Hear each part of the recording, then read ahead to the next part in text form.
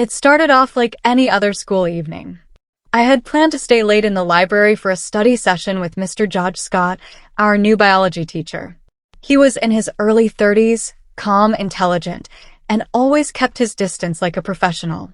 But something about him, the confidence in his voice, the way he explained things so clearly, always held my attention more than I cared to admit. I was 18 and a senior, trying hard to ace biology before graduation. That night, something about the air felt different. The halls were quiet.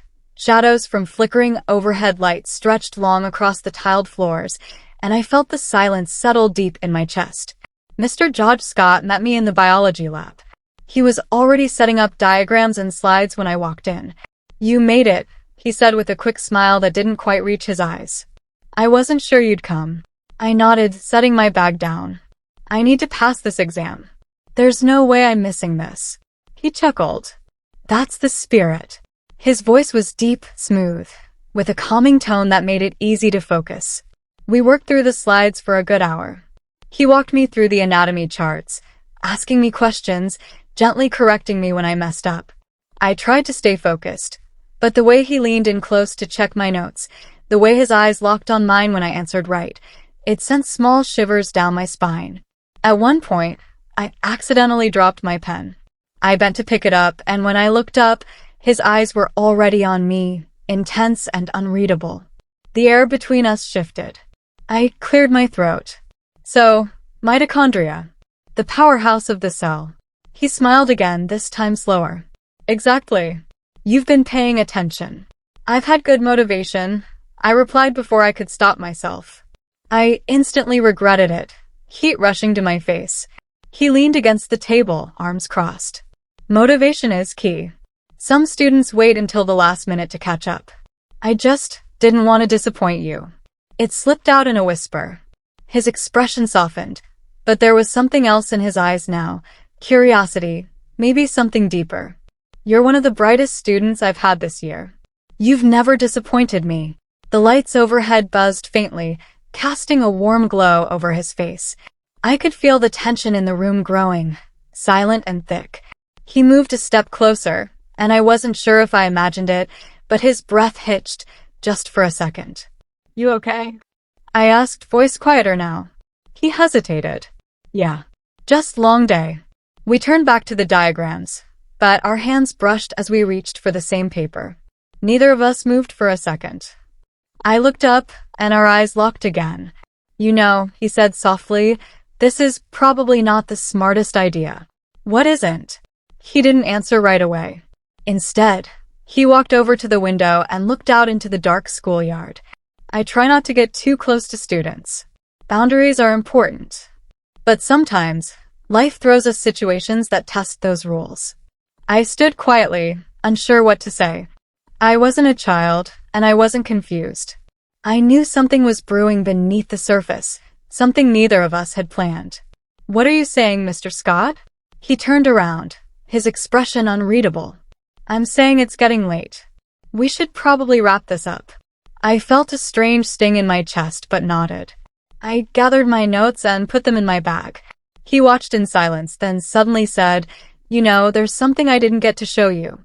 I paused. "What?" He gestured to the back room. "There's a full anatomical model in the storage area. Might help you visualize the systems better." "Sure," I said, heart thudding again. The storage room was dimly lit, just one low overhead bulb casting long shadows. The room was tight, lined with cabinets, and the anatomical model stood tall at the center. He closed the door behind us, and the sound echoed a little too loud. I turned to the model, touching the plastic ribcage. "This is a little creepy." He laughed softly. "That's what makes it memorable." I turned toward him, and again, we were closer than we meant to be. Inches apart. My breath caught. He reached forward slowly and adjusted a lock of hair that had fallen into my eyes. His fingers lingered just a moment longer than necessary. "You're smart, driven, and way too perceptive for your own good." I didn't move. Maybe. Or maybe I just know what I want. Silence stretched between us. Then, almost like gravity pulled us together, he leaned in. Our lips brushed, slow and uncertain at first, But when I didn't pull away, the kiss deepened. It wasn't reckless, it was charged, deliberate, like something both of us had imagined and finally surrendered to. His hand pressed lightly against my back as I leaned into him. My mind was racing, but my body felt steady, like I was exactly where I was supposed to be. But just as quickly, he pulled back, breathing heavy. "This is not okay," he said, backing away. "We can't do this." I was breathless too. "I'm 18. I'm not a kid." He ran a hand through his hair. "It's not about that. I'm your teacher. Not for much longer. We graduate in a few weeks. That's not the point." His voice was strained, and I could see the war in his eyes. He wasn't angry. He was scared. Scared of consequences, of lines crossed. But there was also desire, real and deep, in the way he looked at me. "I'm sorry," he said finally. "I should have stopped that." I stepped forward, heart pounding. "Do you want to stop it?" He froze. Didn't answer. That silence was answer enough. Just then, a sound came from the hallway. Footsteps. A door slamming somewhere. He cursed under his breath and opened the door, peering out. "Janitor. We need to get out of here." We hurried back into the lab, grabbing our things. As we walked out, the tension still pulsed between us, like a secret neither of us knew how to carry. The following days were strange. In class, he acted like nothing had happened. No,